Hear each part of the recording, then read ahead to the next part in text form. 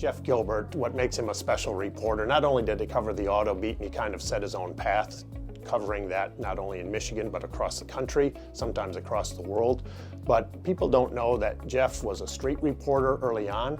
He went to all three, and I think he was the only radio reporter to go to all three sites after the 9/11 terrorist attacks. So he went to Pennsylvania, he went to Washington, D.C., and he went to New York City. Great reporting, great job. Thing is, it was his idea. He's like, I'm just going once that happened. So things like that, I think, is what separates Jeff from a lot of reporters and everything he's done over his glorious career, his illustrious career, whatever adjective you want to use.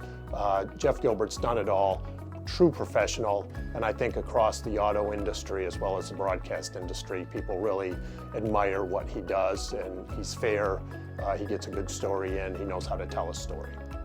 Hey, Jeff Gilbert, has it really been 30 years since we started to work together and you started to cover the automotive beat for WWJ?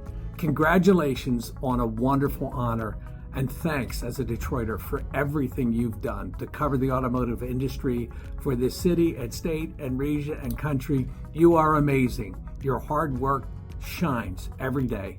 Jeff, on behalf of the MAB and our members, and because of the incredible and tremendous impact you've had on this state and this industry, it is my honor to welcome you to the Michigan Association of Broadcasters Hall of Fame. Congratulations. Thank you very much.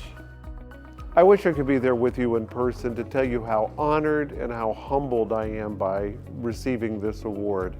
I just can't believe that I've actually been in Michigan for nearly 40 years. Time goes by so fast. As of July last month, I've worked at WWJ half of my life, not just half my career, but half of my life, 35 years.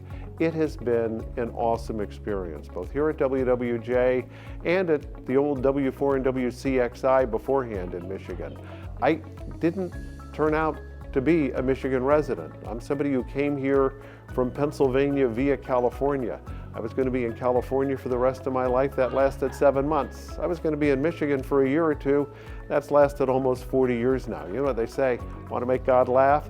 Tell him you have a plan.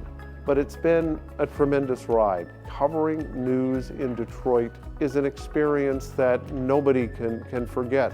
Automotive for the past couple of decades, but before that, just about every event that's happened in the Detroit area in the last 40 years, from the tragic crash of Flight 255 to presidential and papal visits, presidential conventions, auto shows, and driving by my conservative count, maybe about 1,500 different vehicles. Anyway, it's been a great career. I thank you so much for this honor, and there are a couple of people in particular I'd like to thank. First, my managers and the staff of WWJ, who have been great teammates for so many years. Also, former General Manager Rich Homburg, who put me on the auto beat and really gave me a niche in my career and gave me something to hang on to.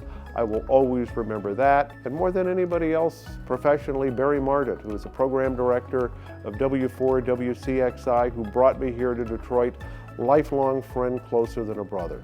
Again, thank you so much for this award, and how many times can I say it? I'm honored and I'm humbled.